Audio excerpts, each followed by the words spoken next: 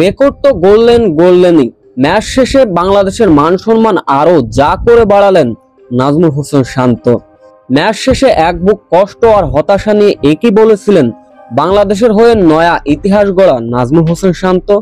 বিস্তারিত জানতে ভিডিওটি না টেনে সম্পূর্ণ দেখার অনুরোধ রইল। নাজমুল হোসেন শান্তর সামনে সুযোগ ছিল বাংলাদেশের প্রথম অধিনায়ক হিসাবে টেস্টে 2 ইনিংসে সেঞ্চুরি করার এবং প্রথম বাংলাদেশি হিসাবে 2 বার একই টেস্টে 2 ইনিংসে সেঞ্চুরির কীর্তি গড়ার। অবশেষে সেই সুযোগটা লুফে নিলেন নাজমুল হোসেন শান্ত, ইতিহাস ভেঙে দিলেন। প্রথম ইনিংসে 148 রানের ইনিংস খেলেছিলেন নাজমুল হোসেন শান্ত। দ্বিতীয় ইনিংসে 125 রানে অপরাজিত ছিলেন।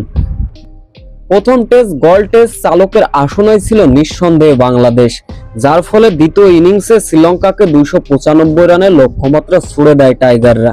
সেই লক্ষ্য তাড়া করতে নেমে দ্রুত 4 উইকেট হারিয়েছিল শ্রীলঙ্কা। তবে শেষ পর্যন্ত 72 রান 4 উইকেটে সমঝোতায় ম্যাচটি ড্র করে নেয় দুই দলের ক্রিকেটাররা। এদিন ম্যাচ জয়ের পরে একগাদা পুরস্কার জেতেন নাজমুল হোসেন শান্ত। এই কৃতিত্বের জন্য পান আলাদা এক পুরস্কার এবং প্লেয়ার অব দ্য ম্যাচ নির্বাচিত হয়ে বাংলাদেশের মান সম্মান আরো বাড়িয়ে দিলেন বাংলাদেশের অধিনায়ক নাজমুল হোসেন শান্ত। ম্যাচ শেষে অবশ্য তিনি কথা বলেন, তিনি তার দুঃখের কথা প্রকাশও করেন। তিনি বলেন, কিছুদিন আগে আমাকে নিয়ে যে সমালোচনা হচ্ছিল, এইরকম একটা ইনিংস খেলা আমার জন্য খুবই গুরুত্বপূর্ণ ছিল, কেননা দলের টিকে থাকতে হলে এমন ইনিংস খেলার কোনো বিকল্পই ছিল না।